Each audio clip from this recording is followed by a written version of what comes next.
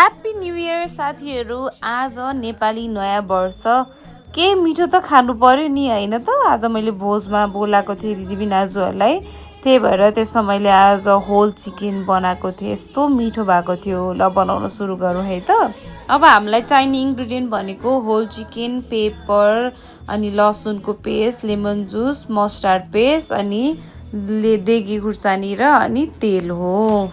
ल अब म्यारिनेसन गरौँ है। सुरुमा मैले तेल हाल्दै, लेमन जुस हाल्दै, पेपर, अनि त्यही अघिको रातो खुर्सानी कलरको लागि, अनि त्यसपछि मस्टर्ड पेस्ट अनि लसुनको पेस्ट हालेर मजाले मोल्दिनु। अनि हजुरले पिरो खुर्सानी पनि हाल्न सक्नुहुन्छ है, उहाँहरूले पिरो नखानेको भएर मैले कलरलाई मात्रै हालेँ। अनि मजाले भित्र बाहिर सबैतिर मजाले म्यारिनेसन गर्नुपर्ने हुन्छ। अनि मैले यसमा प्याज टमाटर पनि स्टफ गरिदिएँ। अनि मैले होल नाइट चाहिँ यसलाई म्यारिनेसन हुन दिएँ। अनि नेक्स्ट डे चाहिँ थोरै तेल हालिदिएँ, त्यसमा अघिको होल चिकन हालिदिएँ, अनि त्यसपछि त्यसको सबै त्यो म्यारिनेसनको ग्रेभी हालिदिएँ, अनि थोरै धनिया हालिदिएँ।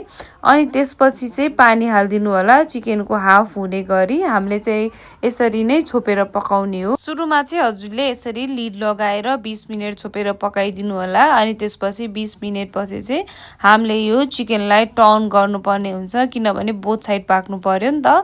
अनि त्यसपछि फेरि 15-20 मिनटहरूलाई छोपेर पकाइदिनु होला। खासमा चाहिँ यो कस्तो हुनुपर्ने हुन्छ भने एकदम सुक्खा हुनुपर्ने हुन्छ, तर मैले चाहिँ यसलाई हल्का ग्रेभीको रूपमा बनाएँ। अनि त्यसपछि यो रेडी भयो। हेर्नु त हाम्रो यहाँ खाना पनि रेडी भयो। मैले पुलाउ बनाएको थिएँ, हाम्रो स्पेसल होल चिकन है। अनि त्यसपछि अब स्यालेड त भइहाल्यो, गाजरको हलुवा बनाएँ। अनि हाम्रो यो चिकन पनि कस्तो पाकेको थियो, यस्तो मिठो भएको थियो है। अनि अब हामीले खाना सुरु गर्छौँ। चटनी थियो, अनि हाम्रो यो कटहरको तरकारी, दही सबै रेडी भएको थियो।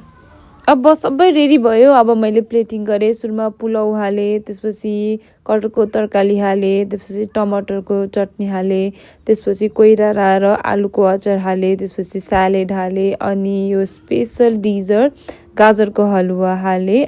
अनि यता हाम्रो चिकन पनि यस्तो मजाले पाकेको थियो। हेर्नु त कस्तो कलर पनि राम्रो आएको छ, काट्दा मजाले काटिरहेको छ कि।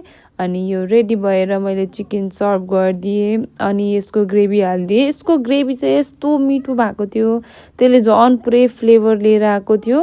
अनि यो अब खाना सुरु गऱ्यौँ। हेर्नु त पुरै न्यु इयर फिस जस्तो छैन त प्लेट, हाम्रो मिठो भएको थियो। अब हजुरहरू पनि ट्राई गर्नु है, यता फिडब्याक सुन्नु है त।